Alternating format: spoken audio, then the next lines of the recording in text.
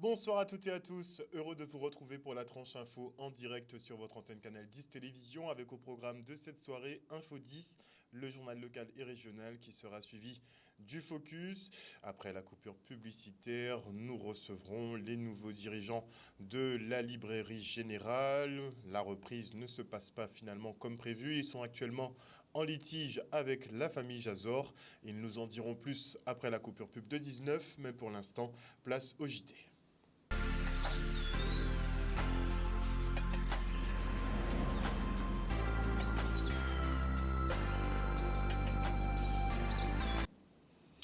Nous sommes le jeudi 9 mars 2023 et les élèves de l'école Gratien Candace découvrent aujourd'hui le métier de journaliste.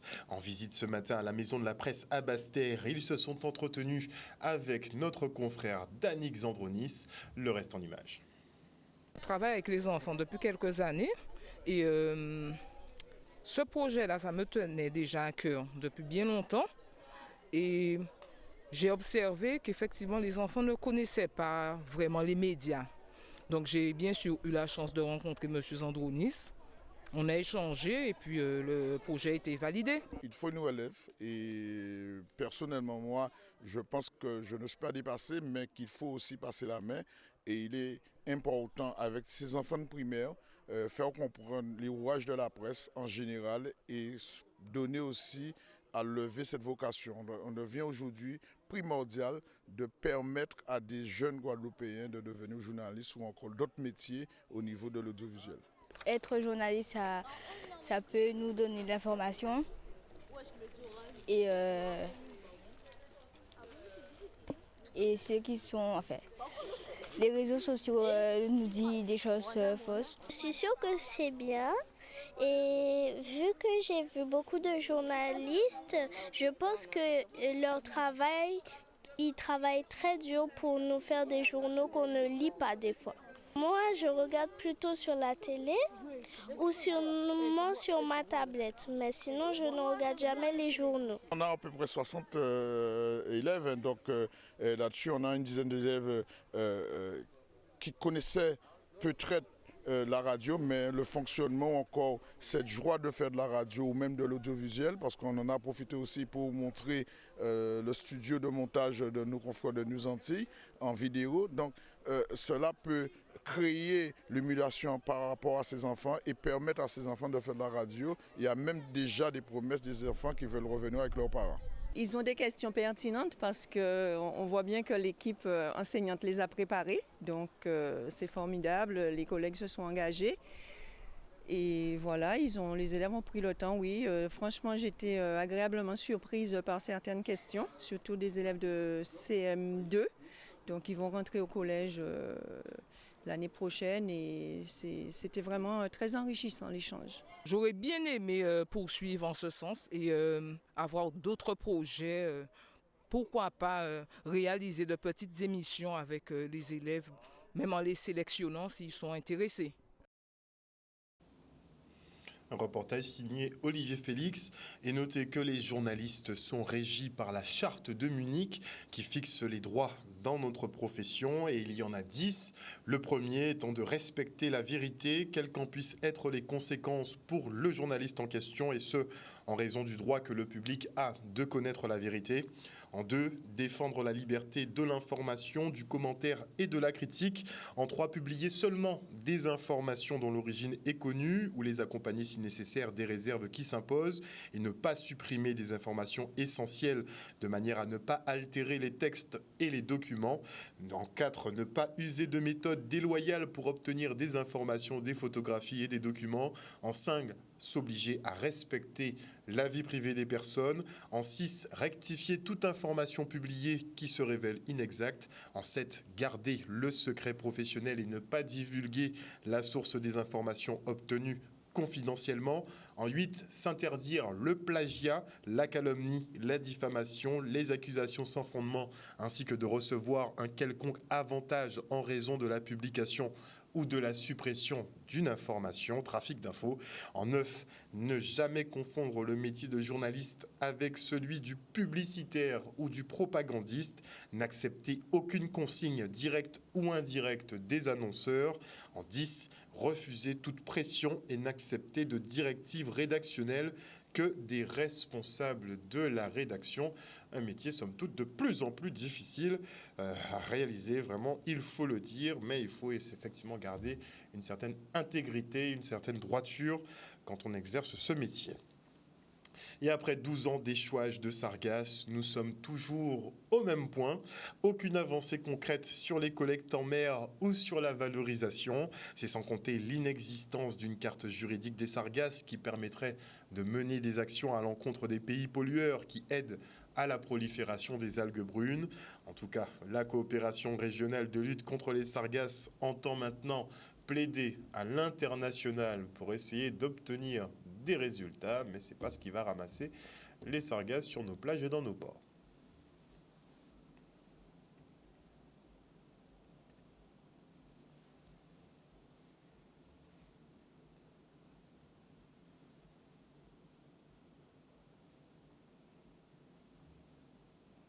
Moi, ce que je vois comme résultat, il y aura un document qui va être produit avec des recommandations opérationnelles, mais à chaque session, on a avancé sur les sujets et sur notre coordination de la coopération régionale.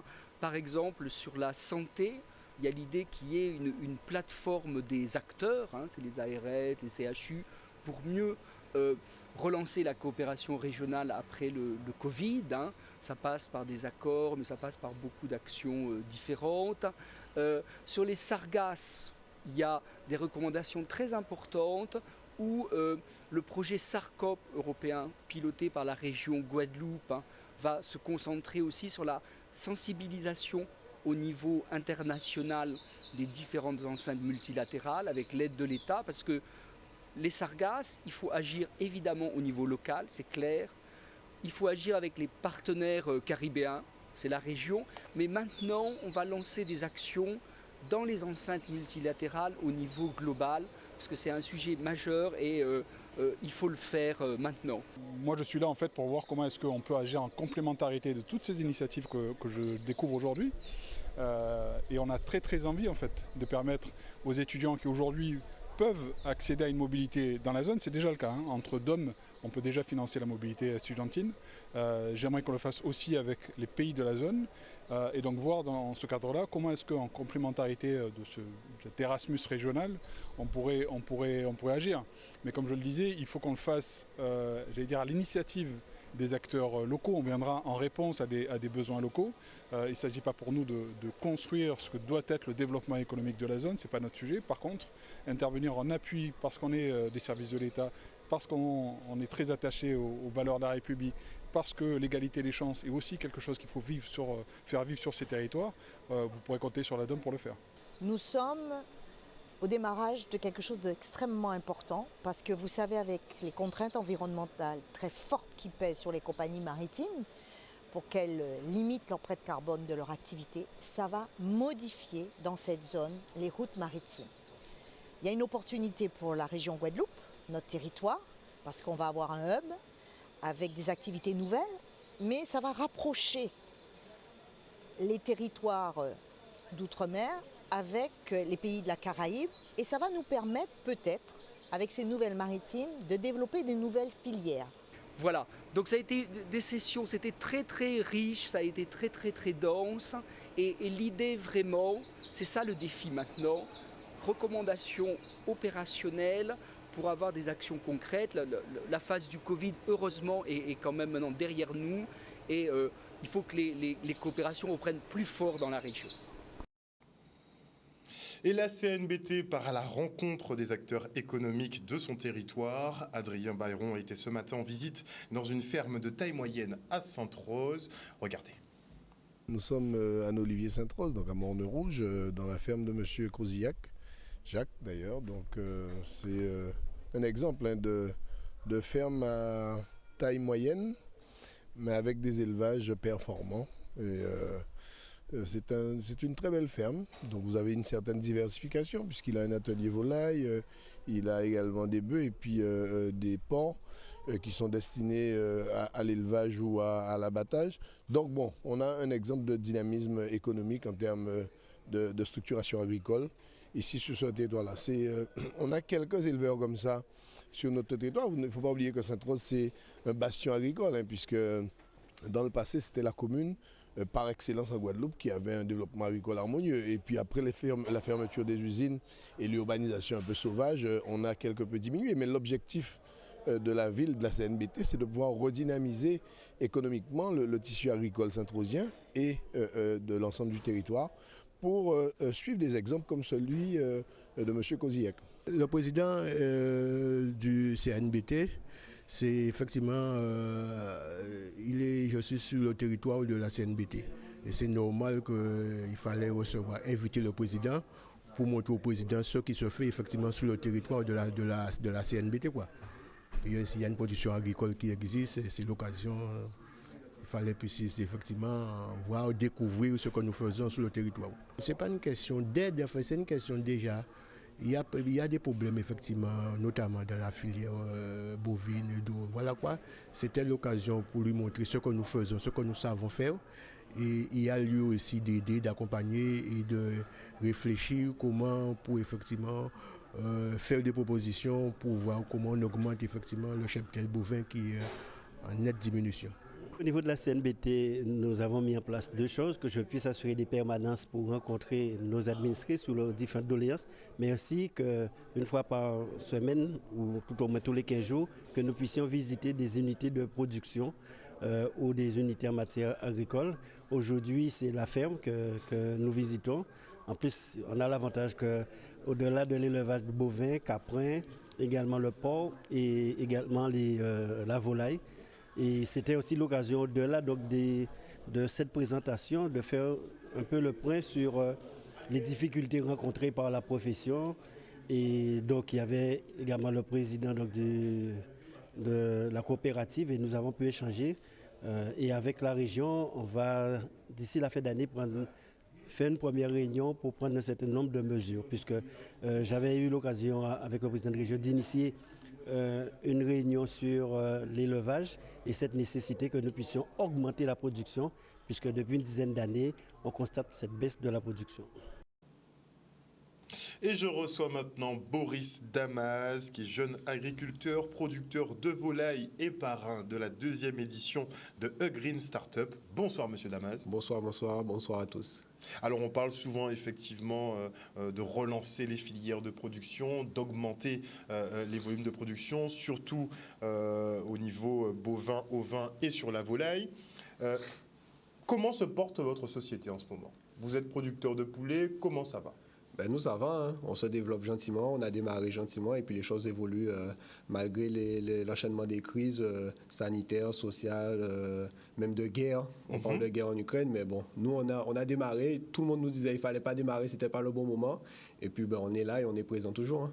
À tel point qu'en 2020, vous avez même gagné un prix au Salon de l'Agriculture pour vos volailles, justement, de qualité.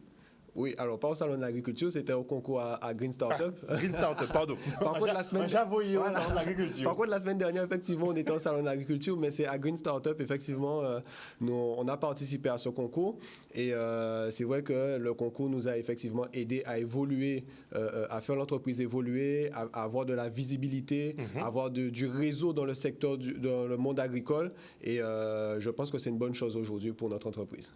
Donc vous conseillez effectivement peut-être à tous les producteurs de participer à ce genre de concours? Ah non, mais le message que je passe aujourd'hui, c'est en direction en tout cas de la jeunesse de ce pays, celle qui innove en permanence. Aujourd'hui, on est dans un processus de transition agroécologique, donc il faut de l'innovation, on change de paradigme agricole et donc il faut que les jeunes, tous ceux qui travaillent dans l'innovation doivent s'investir aujourd'hui dans ce concours parce que ce concours va aider leur projet à prendre une bonne direction, à avoir un développement, à booster leur projet tout simplement.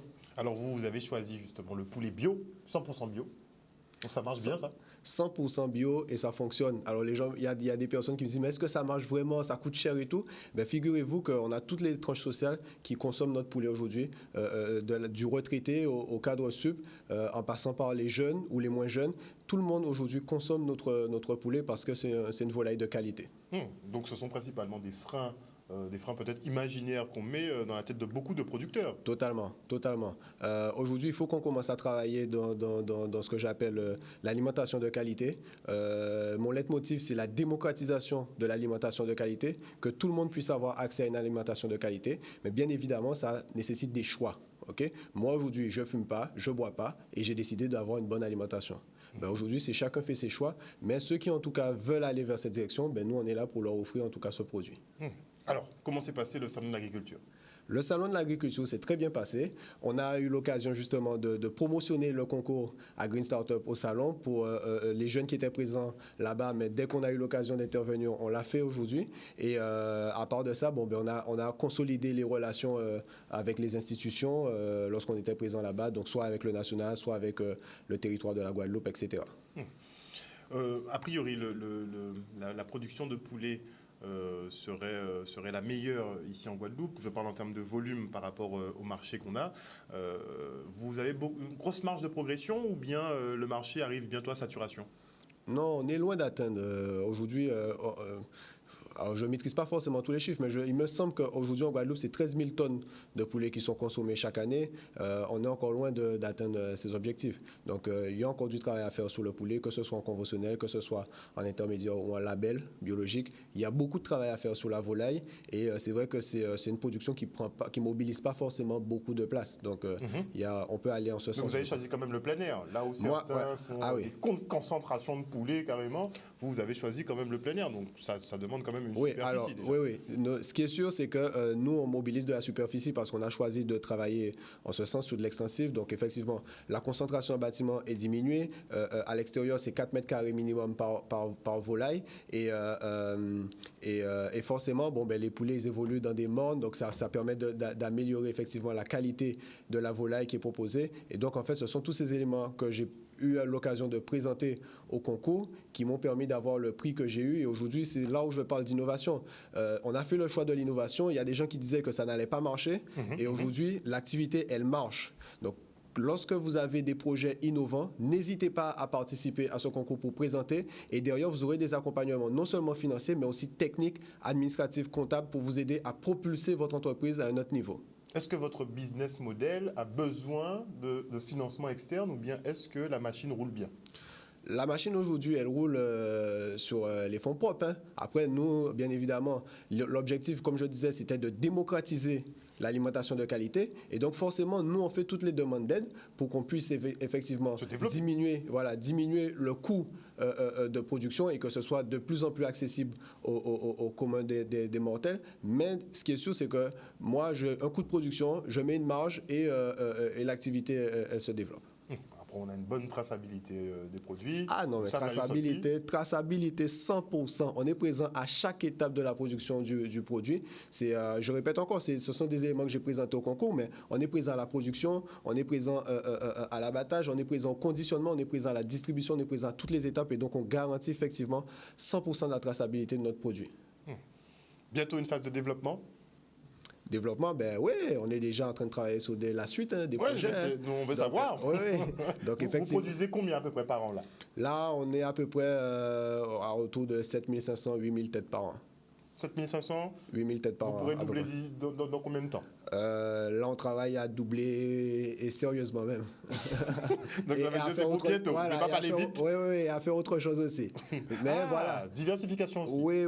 Mais ça, on va garder ça dans les tiroirs pour l'instant. Mais en tout cas, voilà, faut pas oublier, Harold, que c'est parti d'où ? Le départ, il est là.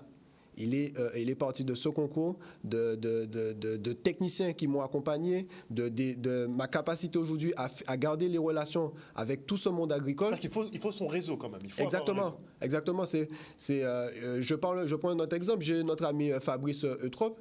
Il me raconte ça à chaque fois. Il me dit, Boris, ça faisait 10 ans que je travaillais sur un projet. Il a participé au concours et à l'espace de 2 ans, son produit a été propulsé dans les pharmacies de Guadeloupe. Alors que, donc je dis ça aux gens, je dis aux gens qu'il y a des gens qui font de la production, mais arriver à être présent dans les pharmacies, c'est pas donné à tout le monde. Il faut pouvoir se placer. Voilà, exactement. Et donc, c'est une multitude d'histoires de réussite qui sortent de ce concours et derrière, en fait, c'est ce qu'il faut mettre en avant. Et se dire qu'aujourd'hui, vous êtes jeune, moi, je n'ai pas forcément un bac plus 5 ni quoi que ce soit, je suis comme n'importe quel mortel et si moi, j'ai pu le faire, ben, en fait, vous aussi, vous pouvez le faire.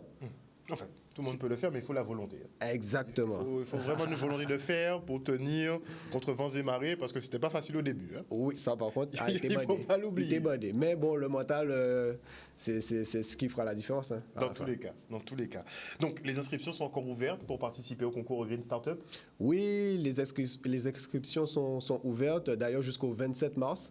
Donc, on invite tous les candidats à se positionner sur les inscriptions. Vous allez bien évidemment sur le site de la région Guadeloupe pour les inscriptions. Il y aura énormément de prix, mais je tiens juste si tu me permets, à donner un exemple. Okay? J'étais au salon de l'agriculture là. Le ministre de l'Agriculture lançait un concours parallèle qui s'appelle Graines d'agriculteur. Quand je regarde les prix, c'est 3 000 € pour le premier. Aujourd'hui, un concours comme à Green Startup, je ne sais pas exactement c'est quoi les prix qu'ils auront actuellement, mais moi, quand j'ai participé, le premier prix était à 30 000 €. Est-ce que tu vois la différence? 10 fois plus quand même. Voilà, 10 fois plus. Le deuxième prix, 25 et le troisième prix, 20 000 €. Alors que là, tous les prix sont à 3 000 € à l'échelle nationale. Donc, c'est vous montrer qu'en Guadeloupe, on n'est pas des rigolos et que lorsqu'on investit sur un concours, c'est sérieusement. Donc, je suis le parrain de cette édition, bien évidemment, et donc je veux qu'il y ait un maximum de jeunes de ce pays qui sont engagés dans l'innovation, qui s'inscrivent sur ce concours pour que derrière, on puisse créer quelque chose de réel sur la transition agroécologique, sur le changement des processus agricoles dans ce pays. Merci Boris Damas d'être venu sur ce plateau ce soir. Je le rappelle, vous êtes jeune agriculteur, vous êtes producteur de volailles, d'une marque de volailles qui porte d'ailleurs votre nom, et vous êtes parrain donc, de la 2e édition de A Green Startup, où les jeunes agriculteurs peuvent participer. Il y aura des gros prize money, et vous l'avez dit, c'est l'occasion aussi de se faire un réseau, ne serait-ce que pour la distribution qui est primordiale, parce qu'il faut pouvoir écouler ces produits pour arriver à faire du chiffre. En tout cas, félicitations pour le travail que vous réalisez depuis quelques années maintenant, et on vous souhaite bon vent pour la suite de vos activités, et on attend le doublement de la production et le placement dans toutes les grandes surfaces de Guadeloupe. Merci. Il est temps que ça arrive. Merci encore, monsieur Damas. Et on enchaîne avec le séminaire croisé sur l'investissement au quotidien organisé par Cap Excellence. Oui, il était important pour nous de mettre en place cette manifestation, ce regard croisé aujourd'hui, mais aussi d'autres jours, parce qu'aujourd'hui, c'est vraiment l'immortalisation de la journée des droits de la femme. Donc, nous faisons ce regard croisé avec les femmes qui ont fait, l'entrepreneuriat, je dirais, sur le territoire de Cap Excellence. C'est vrai que j'apprécie avec beaucoup d'intérêt le fait que la communauté d'agglomération Cap Excellence ait ainsi invité des femmes qui ont contribué effectivement à mettre en place des actions. Parce que ces actions, il faut sans doute le rappeler, ce ne sont pas des actions ponctuelles, ce sont des actions qui sont menées tout au long de l'année. Nous nous sommes rendus compte que nous avions beaucoup de femmes engagées à nos côtés. Et à cet effet, nous avons voulu continuer, nous sommes dans la continuité, en saluant aujourd'hui ce travail que fait toutes ces femmes qui sont là, qui sont investies, qui sont engagées, parce qu'on se rend compte que dans le social, dans l'action sociale, le développement social local, il y a vraiment un engagement fort des femmes sur notre territoire. Le Club Sois Optimiste, c'est un club de femmes, c'est un club une ONG internationale et qui travaille avec l'ONU et qui défend les mêmes programmes que l'ONU. Donc la violence faite aux femmes fait partie intégrante du programme des Soeurs Optimistes, et une action que nous menons tous les 25 du mois. Nous marquons cette date pour justement l'activisme contre les violences faites aux femmes. C'est vrai qu'il est important que nous puissions faire un regard croisé et se dire que la journée des droits de la femme, c'est aussi le respect des femmes sur ce territoire de Cap Excellence et aussi sur le territoire de la Guadeloupe. Et on se rend maintenant sur la place de la Victoire à Pointe-à-Pitre pour le salon de nos talents mis en lumière. Nous avons d'abord allié art plastique, art visuel. Aujourd'hui, nous sommes sur la place de la Victoire à Pointe-à-Pitre. C'est la première édition du salon Nos talents mis en lumière. C'est uniquement pour les personnes en situation de handicap, professionnels, semi-professionnels ou les amateurs qui veulent montrer leur savoir-faire. Ça peut être de la production, la création, la fabrication, des alimentations, des bijoux, des vêtements, des œuvres diverses. tout type de talent est bienvenu et les artistes, les artisans sont tous en situation de handicap. Si le grand public va aimer et les exposants également, on va refaire peut-être l'année prochaine. Je suis ici dans le cadre de ce salon parce que je suis atteinte de la sclérose en plaques, donc ce qui justifie mon handicap invisible.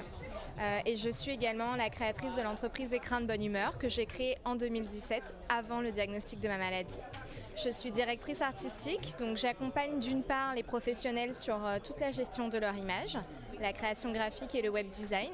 Et en parallèle, au sein de cette même entreprise, je propose également mes propres créations. Je travaille les fleurs éternelles et ensuite je propose mes propres créations, des chapeaux, des bouquets, des compositions. Je ne pourrais pas parler au nom de toutes les personnes qui sont atteintes de la même maladie que moi parce que il y a, je pense, autant de formes qu'il y a de personnes atteintes. Moi, dans mon cas, je suis atteinte énormément au niveau sensitif et un peu motricité également. Mon quotidien, je fais en sorte que ce soit celui d'une personne normale, que ce soit au maximum le même qu'avant, avec les inconvénients qu'on peut avoir au quotidien. Dans mon cas, c'est des douleurs, des inconforts, des problèmes de motricité qui peuvent parfois me freiner dans mon activité. Mais ça m'a permis de rester très humble dans mon approche et de revoir un petit peu mon quotidien, la manière dont je devais organiser l'équilibre entre mon temps de travail, mon temps de maman aussi, mon temps de famille, de repos. Accepter de faire un petit peu plus de pause, accepter d'aménager. Je pense que c'est essentiellement une question d'organisation. Accepter que quand un matin on n'arrive pas à se lever ou qu'on ne peut pas, eh ben c'est OK. Aujourd'hui, je suis là pour accompagner les personnes en situation de handicap de notre structure. Donc, en fait, nous sommes accompagnés de pas l'ergothérapeute, l'éducatrice spécialisée et la CESF, c'est une conseillère en économie sociale et familiale. Donc, ils sont là pour mettre en lumière les talents des usagers de la structure. Donc, voilà, je suis là aujourd'hui pour les accompagner, apporter de la documentation et les accompagner en général dans leur action. Un reportage signé Michel Depape. Et voilà, chers téléspectateurs, nous sommes arrivés au terme de ce journal. N'oubliez pas que hier soir, en fin de séance, effectivement, les sénateurs ont voté l'article 7 du projet de réforme des retraites qui fait passer donc l'âge légal de départ de 62 à 64 ans. Donc ça a été acté. On a fini avec ce volet-là pour l'instant. Une bonne soirée à vous à l'écoute des programmes de Canal 10 Télévision. N'oubliez pas que chez nous, vous faites l'information que nous diffusons.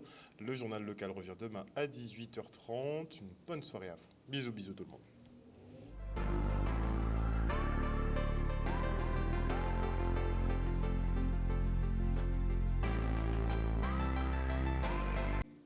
À venir dans la tranche info sur Canal 10, le focus, et nous parlerons effectivement de ce litige entre les nouveaux repreneurs de la librairie générale et les anciens propriétaires, à savoir la famille Jazor. À cet effet, je recevrai Sébastien Célestine et Davy Chatuan qui nous expliqueront un peu comment cette reprise bloque. On a même eu la fermeture, vous avez probablement entendu, la fermeture de la librairie de Moule depuis le 1er mars dernier. Devrait s'en suivre la fermeture donc de la librairie de Basse-Terre et enfin celle de Jarry. Ils nous en diront plus après la pub. Et avant cela, je dis bonsoir à Georges Bibrac, bonsoir à Yvi Nabi, à Marie-Hélène Borès, bonsoir à Absalon Hugues Théodore, à Moïse Tézénas, bonsoir. Oui, monsieur Damas ne fait pas de poulet gonflé aux seringues, justement, avec plein d'injections et de piqûres inutiles. Bonsoir à Marie-Lou, bonsoir à Wilma Blondeau, bonsoir à Joël Bazite, à Ghana Gior. Bonsoir. Où est-ce qu'on peut trouver ces poulets ? C'est certains magasins. On va essayer de vous faire une petite liste, mais c'est certains magasins qui les ont pour l'instant. Bonsoir à Perle de Caruquera, bonsoir à Rudy Méry, à Elsa Arthur, bonsoir et bisous à Maggie Delaney, bonsoir à Ghislaine Calive, bonsoir à Étienne Dolino, à Patrice Mathurin, félicité à Juliette Béval, bonsoir à Wilma Blondeau, bonsoir à Lionel Diomar, bonsoir à Joël Bazite, à Alamaco Jumeau Camara, bonsoir à qui d'autre, à Jugered Ladies, Et bonsoir, un dernier bonsoir à Val Mumu. On se retrouve après la pub.